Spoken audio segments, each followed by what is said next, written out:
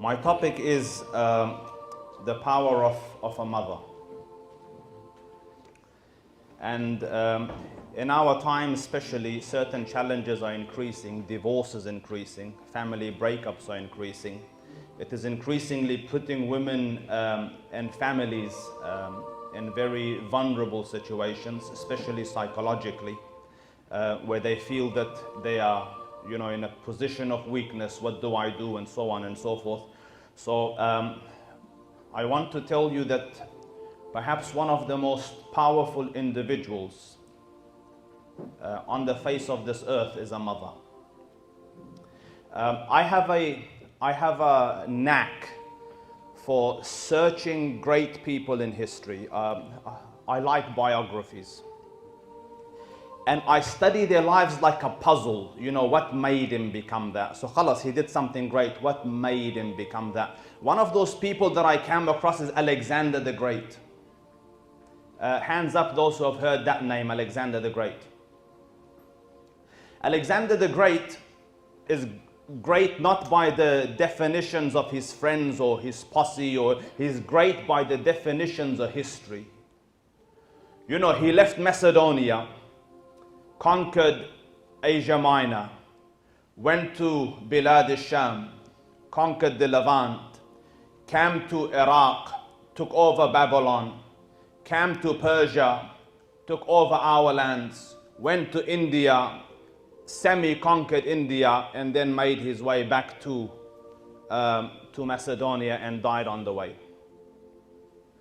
And you ask yourself, what drives a person relatively young for a conquest as big as this?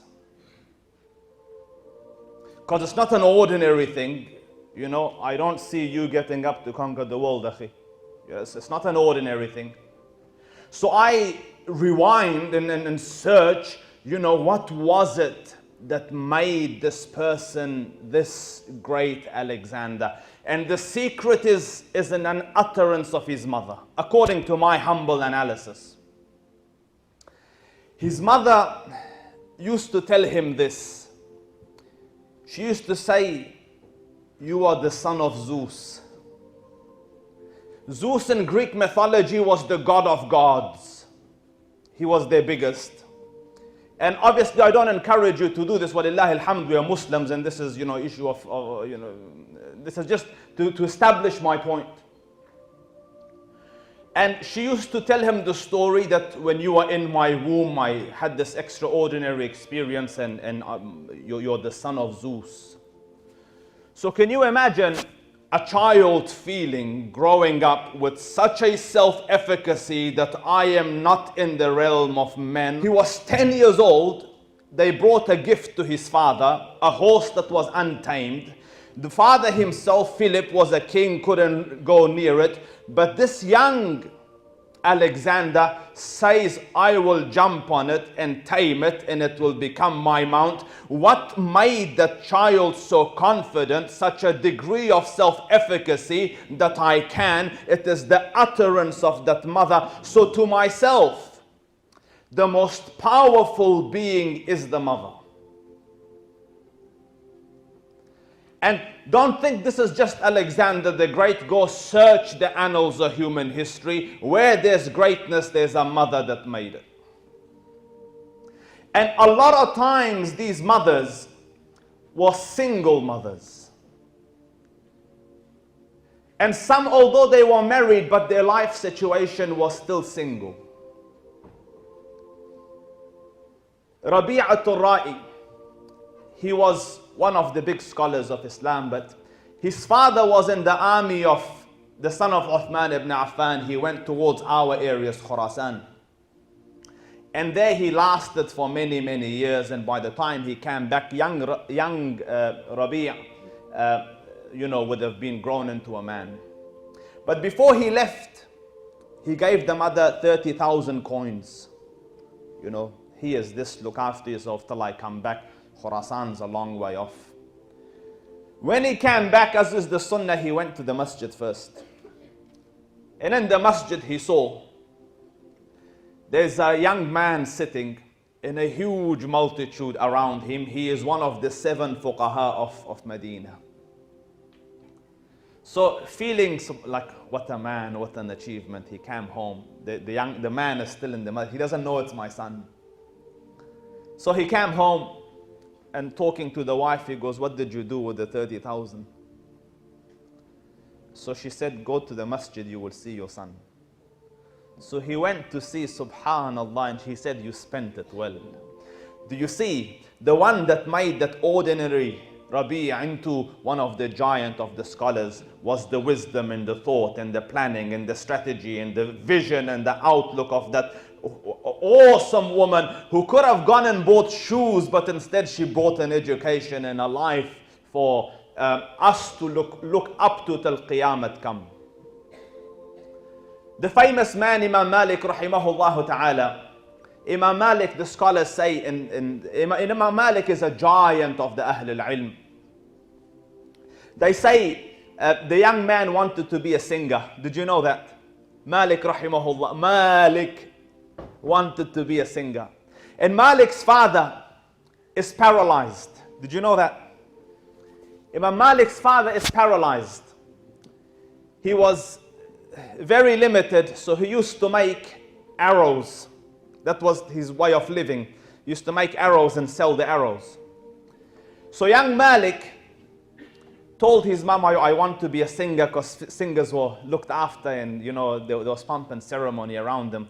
So this intelligent creature, this mother of Imam Malik rahimahullah ta'ala, tells him, says, Malik, singers are good looking. And this is to just sow doubt in his head, although Imam Malik is very good looking. And their career only lasts whilst they're young and good looking. And instead, she directed his attention towards ilm. You know how? She went and bought him clothing of the ulama. You know, the turban and the bisht.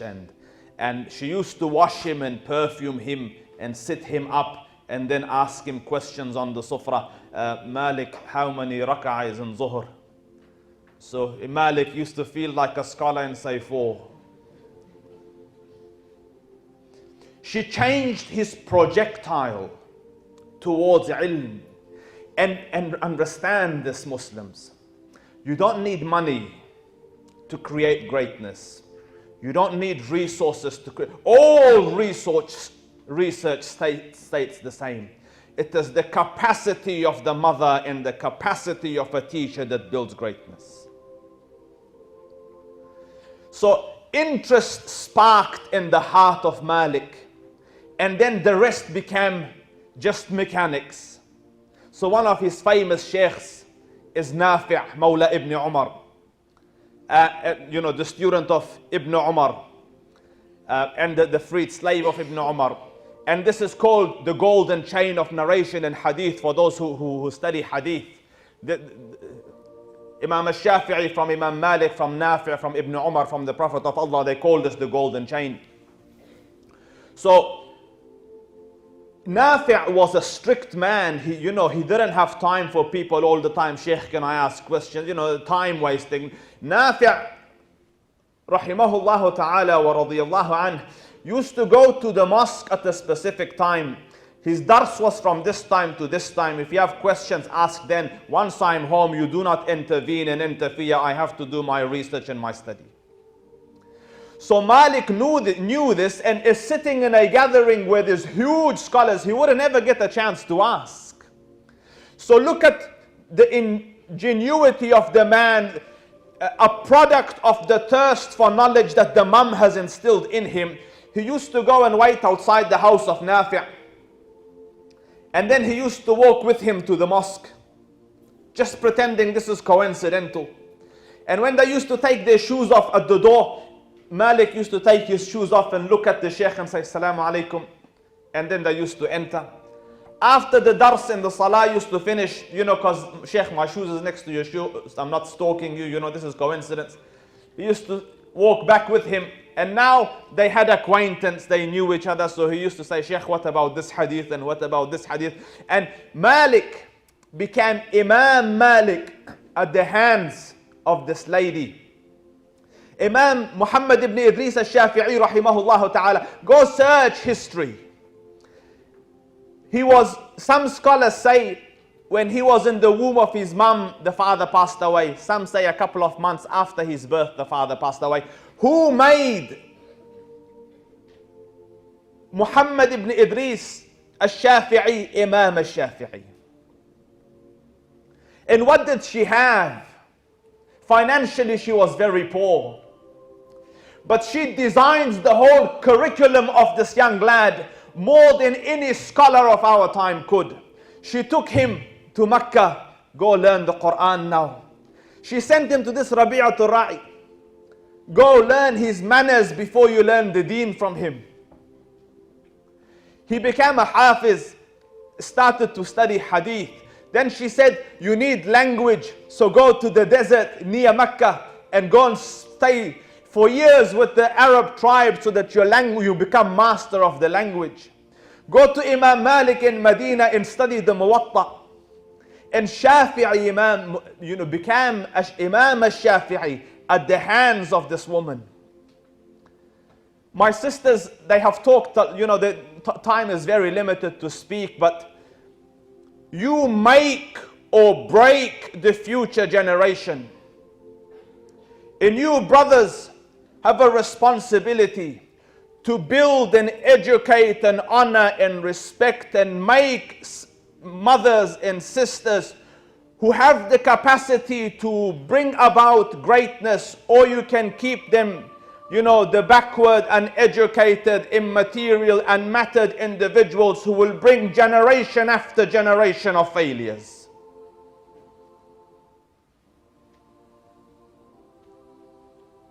And understand this. And so far my evidence is from history. Look at the Quran, because you will say, Ustaz, what is dalil for this? You go look at the Quran. When the mother was good, look at Ismail alayhi salam. Single mother brought him up in the desert. From a father who left him there since young and came back at old, when he had reached manhood. Had she been a poor mother, a weak mother, and an unfaithful mother, she would have poisoned his head with, where was he for your second birthday? Why didn't he buy you this? Why didn't he come for your celebration? He didn't even give me a Valentine's gift. Instead, when he comes years later, a prophet of God, seeing Ismail alayhi salam, he utters this proposition, my son, I have seen in a dream, أني أذبحك, that I am sacrificing you, فانظر ماذا ترى, then see what is your opinion. And the upbringing of a righteous mother is this, يا أبت افعل ما تؤمر ستجدني إن شاء الله. Oh my father, do as you have been commanded. You will find me by the grace of Allah of those who will bear it patiently. That is an upbringing of a righteous mother, of an intelligent mother, of a far-sighted mother. And when you look at the other side, the wife of a prophet, ضرب الله مثلا للذين كفروا امرأة نوح وامرأة لوط كانتا تحت عبدين من عبادنا صالحين فخانتاهما.